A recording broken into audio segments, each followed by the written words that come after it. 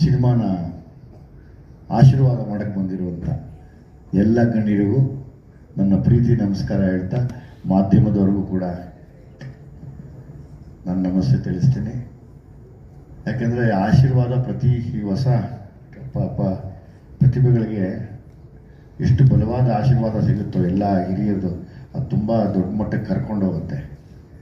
In fact ನನಗೆ favourite ನಟರುಗಳೆಲ್ಲ ಇಲ್ಲಿ ಕೂತಿದ್ದಾರೆ, ಇಲ್ಲಿ ಎಲ್ಲ ದಾಡಿ ಬಿಟ್ಕೊಂಡು. ನನಗೆ ಪರ್ಸ್ನಲಿ ತುಂಬ ಫೇವ್ರೇಟ್ ಆ್ಯಕ್ಟರ್ಗಳು ನೀವೆಲ್ಲನೂ. ನಾನು ನಿಮ್ಮೊಟ್ಟಿಗೆ ಸ್ಕ್ರೀನ್ ಶೇರ್ ಮಾಡಬೇಕು. ನಾನು ತುಂಬ ನಿಮ್ಮನ್ನೆಲ್ಲ ನಾನು ನೋಡ್ತಿರ್ತೀನಿ, ಅನ್ಕೋತಿರ್ತೀನಿ. ನೀವು ಮಂಡ್ಯ ಕಡೆ ಎಲ್ಲೋ ಮೈಸೂರು ಕಡೆ ಎಲ್ಲ ನಿಮ್ಮ ನೋಡಿದಾಗೆಲ್ಲ ಅನ್ಕೋತೀನಿ ನೀವು ಮನುಷ್ಯ ಹೆಂಗಿದ್ದಾರೆ ಅಂತ. ನೀವು ಅಷ್ಟೇ ಸರ್, ಸಖತ್ತಾಗಿರುತ್ತೆ. ಹಿಂಗೆ ಲೈಕ್ ಪ್ರೊಡ್ಯೂಸರು ನಮ್ಮೂರ ಕಡೆಯವರು ಅಲ್ವೇನಪ್ಪ, ನಮ್ಮೂರ ಕಡೆಯವರು ನಮ್ಮ ಥರ ಓದ್ತದೆ ಬರ್ತದೆ ಅವನ್ಕ ಇವನ್ಕ, ಅವನ ಮಖ ಮುಚ್ಚ, ಇವನ ಎದುರು ಬಿದ್ದೋಗ, ಅವನ ಪಡೆ ಕಿತ್ತೋಗ, ಅವನು ಏನೋ ತಗೊಂಡು ಹಾಕ್ರ ಅವನ್ನ.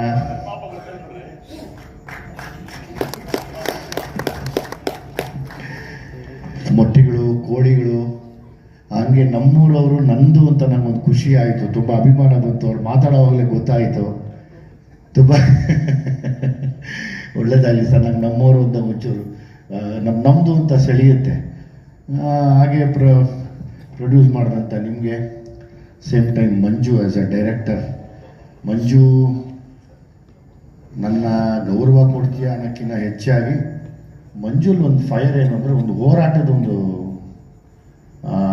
ಶಕ್ತಿ ಏನೋ ಕಾಡ್ತಾ ಇದೆ ಆ ವ್ಯಕ್ತಿಗೆ. ಅಂದರೆ ನಾನೇನೋ ಒಂದು ನ್ಯಾಯ ಕೇಳಬೇಕು, ಎಲ್ಲಿ ಕೇಳಲಿ, ನನ್ನ ಕೈಲಿ ಆಗ್ತಾ ಇಲ್ಲ. ಇದು ನನಗಾಗಿರೋ ಅನ್ಯಾಯ ಅಲ್ಲ, ಇಡೀ ಸಮುದಾಯಕ್ಕೆ ಆಗ್ತಿರೋ ಅನ್ಯಾಯ. ಅಲ್ಲೆಲ್ಲೂ ಜಾತಿ ಭೇದ ಮತ ನೋಡಿದಿರ, ನೊಂದವರಿಗೆ ಆದಂಥ ಅನ್ಯಾಯ ಅಂತ ಎದೆ ತಟ್ಕೊಂಡು ನಿಲ್ಲುವಂಥ ಒಂದು ಪ್ರತಿಭೆ ಅಂತ ನಾನು ಅಂದ್ಕೊಂಡಿದ್ದೀನಿ ಪರ್ಸ್ನಲಿ. ಬಹುಶಃ ಸಿನಿಮಾದಲ್ಲಿ ಮಾಡಿರುವಂಥ ನೀವು ಕಲಾವಿದರುಗಳಿಗೆ ಅರ್ಥ ಆಗಿರೋ ನನಗೆ ಹೇಳ್ಬೋದು ಅದನ್ನು ನಾನು ಮಂಜುನಲ್ಲಿ ಕಂಡೆ, ನನ್ನ ಮನೆಯಲ್ಲಿ ಕೂತ್ಕೊಂಡು ನೋಡಿದಾಗ. ಸೊ ಹಾಗಾಗಿ ಒಳ್ಳೆಯದು. ಅಂದರೆ ನಾನು ಈಗ ಭೀಮಾಲಿ ಕೂಡ ಇದೇ ಥರದ ಹೋರಾಟನೇ ಮಾಡಿದ್ದೆ. ಅಂದರೆ ಇದೇ ಥರದ್ದೇನೋ ಒಂದು ಹೋರಾಟನ ಇಟ್ಕೊಂಡು ಮಾಡಿರುವಂಥ ಒಂದು ಕತೆ ಅನ್ಕೋತೀನಿ ನಾನು. ಗ್ಲಿಮ್ಸ್ ನೋಡಿದಾಗ ನನಗೆ ಹಂಗೆ ಅನ್ನಿಸ್ತು, ಏನು ಹೋರಾಟ ಅಂತ. ಬಹುಶಃ ಸಿನಿಮಾ ನೋಡಿದ್ಮೇಲೆ ಗೊತ್ತಾಗ್ಬೋದು. ಇದೇ ಥರ ಈ ಹೋರಾಟದ್ದು ಕತೆ ಸರ್ಕಾರಕ್ಕೆ ಮುಟ್ಟಿ ಒಂದಷ್ಟು ಜನಕ್ಕೆ ವಿಷಯ ಗೊತ್ತಾಗಿ ದೊಡ್ಡ ಮಟ್ಟಕ್ಕಾಗಲಿ ಅನ್ನೋ ಆಸೆ. ಅಂದರೆ ಕಾಲೋನಿಗಳು ಇಲ್ಲದಿರ ಯಾವುದೇ ನಗರಗಳಾಗಕ್ಕಾಗಲ್ಲ.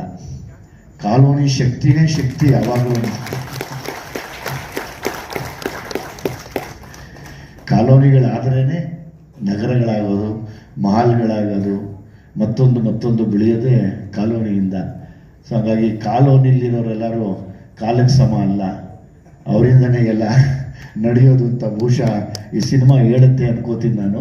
ನನಗೆ ಗೊತ್ತಿಲ್ಲ ಅದನ್ನು ನಾನು ಸಪೋರ್ಟ್ ಮಾಡ್ತೀನಿ. ಆಗಿರ್ಬೋದು ಈ ಪ್ರಮೋಷನ್ನ ನೋಡ್ತಿರುವಂಥ ಎಲ್ಲ ಸಿನಿ ಪ್ರಿಯರಿಗೆ ನಾನು ಒಂದೇ ಕೇಳ್ಕೊಳ್ಳೋದು, ಈ ವೇದಿಕೆ ಮೂಲಕ ಕಾಲೋನಿ ಅನ್ನೋ ಒಂದು ಪದನೇ ತುಂಬ ಚೆನ್ನಾಗಿದೆ. ಅದು ಎಲ್ಲ ಏರಿಯಾಲಿ ಇರುತ್ತೆ, ಆ ಏರಿಯಾಗಳಿಂದನೇ ದೊಡ್ಡ ಏರಿಯಾ ಆಗೋದು. ಸೊ ಹಂಗಾಗಿ ಯಾರು ಬೇಡ, ಬರೀ ಕಾಲೋನಿಯವ್ರು ನೋಡಿ ಸಾಕು. ಆಮೇಲೆ ಮಾಲವ್ರು ಬಂದು ನೋಡ್ತಾರೆ ಏನಿದು ಏನು ನಡೆದಿದೆ ಅಂತ ಒಳಗಡೆಗೆ. ಅದನ್ನು ಕೇಳ್ಕೊತೀನಿ ಅಲ್ವಾ. ರಾಜೀವ್ ಬಗ್ಗೆ ತುಂಬ ಪ್ರೀತಿಯಿಂದ ಹೇಳ್ಬೇಕಂದ್ರೆ, ರಾಜೀವು ಕ್ರಿಕೆಟ್ ಆಡೋದಾಗ್ಬೋದು ಅಥವಾ ನಟನೆ ಮಾಡೋದಾಗ್ಬೋದು, ಎರಡರಲ್ಲೂ ಫೋರ್ಸ್ ಇದೆ. ಅದು ಕರೆಕ್ಟ್ ಟೈಮ್ ಬರ್ತಿಲ್ಲ. ಬಹುಶಃ ಈ ಸರಿ ಕಾಲೋನಿಲಿ ಬರುತ್ತೆ ಅಂತ ನನ್ನ ನಂಬಿಕೆ.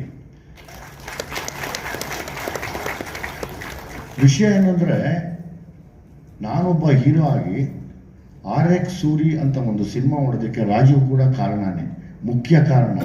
ಆ ಲಾಸ್ಟಲ್ಲಿ ಒಂದು ಎಕ್ಸ್ಪ್ರೆಷನ್ ನಾನೇ ಹತ್ಬಿಟ್ಟಿದ್ದೀನಿ, ವಾವ್ ಏನಯ್ಯ ಈ ನಟ ಇಷ್ಟು ಚೆನ್ನಾಗಿ ಪರ್ಫಾರ್ಮ್ ಮಾಡಿಬಿಟ್ಟಿದ್ದಾರೆ ಅಂತ. RX ಸೂರಿ ಸಿನಿಮಾ ಓಡಬೇಕಾದ್ರೆ ರಾಜೀವ್ ಕೂಡ ಕಾರಣ. Rajeev is also another hero to RX Soori ಸಿನಿಮಾಲಿ. ನಾನು ಹೀರೋ ಆಗಿ ಒಪ್ಕೋತೀನಿ. ಬಹುಶಃ ಆ ಬೆಳಕಿಗೆ ಬರೋದಕ್ಕೆ ತಡ ಆಗ್ತಾ ಇದೆ. ಆಮೇಲೆ ನೀವು ತುಂಬ ಮ್ಯಾಚ್ ಚೆನ್ನಾಗಿ ಆಡಿ ದೃಷ್ಟಿ ಆಗೋಗ್ಬಿಟ್ಟಿದೆ. ಆ ದೃಷ್ಟಿ ತೆಗೆಸ್ಕೋ, ನಿಮ್ಮ ಮನೆಯವ್ರಿಗೆ ಹೇಳು, ನಿಮ್ಮ ದೃಷ್ಟಿ ತೆಗೆಮ್ಮ ಒಂಚೂರು. ನಮ್ಮ ಇಂಡಸ್ಟ್ರಿಯಲ್ಲಿ ದೃಷ್ಟಿಗಳಾಗೋದೇ ಜಾಸ್ತಿ, ದೃಷ್ಟಿಗಳು ಸರಿ ಇಲ್ಲ. 100% ಒಂದು ಮ್ಯಾಚ್ ನೀವು ನೋಡಿದ್ರೆ ಲೈಫ್ ಟೈಮ್ ನೆನೆಸ್ಕೋತಾರೆ. ಆ ಟೈಮ್ ಬರಲಿ.